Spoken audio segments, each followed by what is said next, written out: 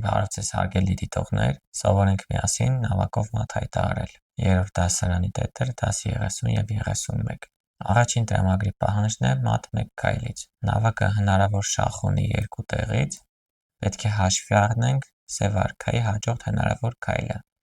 Արքան ունի քայլելու դեպի H2 դաշտ, այսինքն շախը հայտարարվում է H5-ից։ Արքան այստեղ է չթողնելու համար սև արքայի ելքը ժեգից։ Երկրորդ տրամագրում տեսնում ենք, որ արքան ունի հնարավոր H3 քայլը, եթե նավակը հեռանա 5-րդ գծից արքան կունենա դեպի J5 կամ H5 գնալու հնարավորություն, ինչը անհնարին կդարձնի մատ անելը։ Պետք է նավակը սպասի 5-րդ գծում, հետո լինի արքա H3 քայլը եւ հայտարարվի նավակ H5 մատ։ Արքայով հանդիպակացություն պահպանել ամենաարդյունավետն է, որովհետև խոչընդոտվում է սպիտակ արքայի քայլերը դեպի ժեգից։ Նավակ E5-ի փոխարեն կարելի է խաղալ նաև նավակ D5,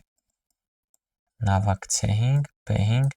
եւ A5։ Նպատակը հաշվի առնելն է սպիտակ արքայի հնարավոր քայլը եւ որ այն հայտնվելու է արքայի հետ հանդիպակաց ուղղության վրա։ Երրորդ տրամագրում արդեն պետք է ստիպենք արքային գնա C8, որովհետև C8-ից ինքը չի ունենա դեպի 7-րդ հորիզոնական քայլեր եւ հաջորդիվ նավակով 8-րդ գծից շախ կտանք, կստացվի մատ։ Կարծում եմ կռահեցիք քայլը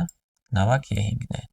Չթողնելը արքային դեպի E7 կամ E8 գնալու, աղում է արքա C8 եւ արդեն նավակ E8 մատ։ Դաս 31-ում առաջի ու երկրորդ տրամագրում պետք է սահմանափակել մրցակցի արքայի քայլերը։ Նախորդ առաջադրանքներից դուք տեսաք, որ արքան գտնվում էր եզրում կամ անկյունում։ Իմացեք, որ արքային եզրից կամ անկյունից դուրս հնարավոր չէ մատ հայտարարել, տվյալ դեպքում նա 6-րդ հորիզոնականում է։ Պետք է արքային աստիճանաբար տանել եզրային գիծ, այն մոտ է 8-րդ հորիզոնականին եւ H ուղղաձիգին։ Այսինքն արքային չպետք է թողել դրան հակառակ ուղղության քայլեր կատարի, արդյունավետ քայլը այս պահին նավակ E5-ն է։ Արքա J6-ին արքայով աստիճանաբար մոտենալ,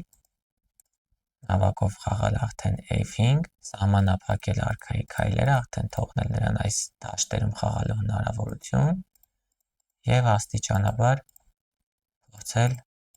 սահմանափակելով վերջում հասնել եզրային գիծ եւ մատ հայտարարել։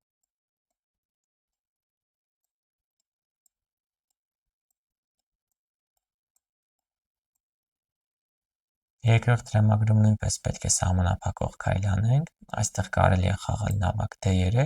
արքային թողնել այս հատվածներում խաղալու հնարավորություն, արքա F2-ին սահմանափակել նավակ E3-ով, արքա G2-ին արդեն արքայով մոտենալ,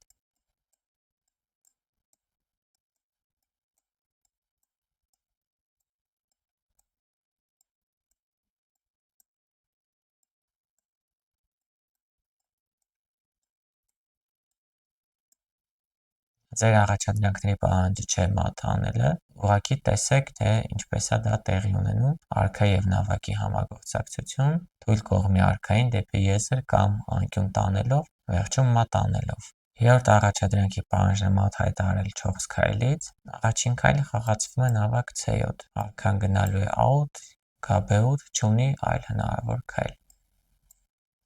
Արքան աստիճանաբար մոտենում է սպիտակների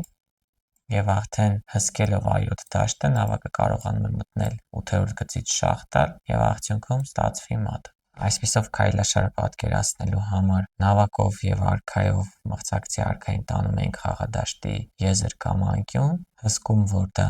անկյունից դուրս չգա եւ հայտարարում ենք մատ։ Շնորհակալություն ուշադրության համար, ցտեսություն։